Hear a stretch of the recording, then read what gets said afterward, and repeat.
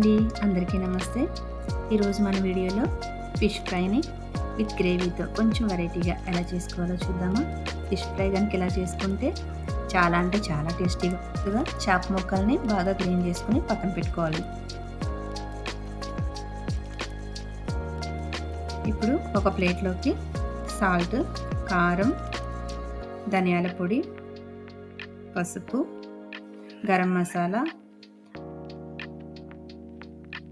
అల్లం వెల్లుల్లి పేస్ట్ అన్నిటిని బాగా కలుపుకొని కొంచెం వాటర్ వేసుకొని బాగా కలుపుకోవాలి. ఓకే, కొంచెం కొత్తిమీర కూడా వేసుకుని ఈ మసాలాని చేప ముక్కలకి బాగా పట్టించాలి.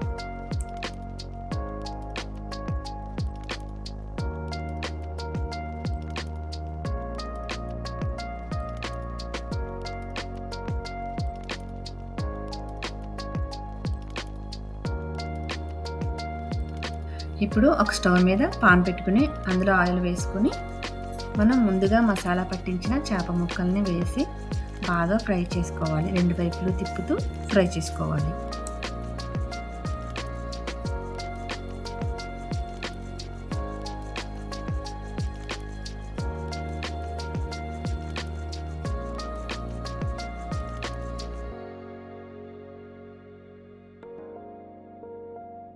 చూడండి, ఇలా ఫ్రై అయిన తర్వాత మరో స్టవ్ మీద ఇంకొక పాన్ పెట్టుకుని అందులో ఆయిల్ వేసుకోవాలి. నేనైతే ఇక్కడ మస్టర్డ్ ఆయిల్ యూజ్ చేస్తున్నాను, ఎందుకంటే ఫిష్ ఫ్రైకి మస్టర్డ్ ఆయిల్ చాలా అంటే చాలా టేస్టీగా ఉంటుంది. ఇందులో సన్నగా తరిగిన ఉల్లిపాయ ముక్కలు, పచ్చిమిర్చి ముక్కలు వేసుకుని ఫ్రై చేసుకోవాలి. ఇందులోకి అల్లం వెల్లుల్లి పేస్ట్, ముందుగా 3 టమాటాలు పేస్ట్ చేసి పెట్టుకున్నాను, అవి కూడా వేసుకుని బాగా కలుపుకోవాలి. ఇందులో టేస్ట్కి సరిపడా ఉప్పు, పసుపు, 1 స్పూనున్నర కారం, 1 స్పూన్ ధనియాల పొడి, 1/2 స్పూన్ గరం మసాలా వేసుకొని బాగా కలుపుకోవాలి.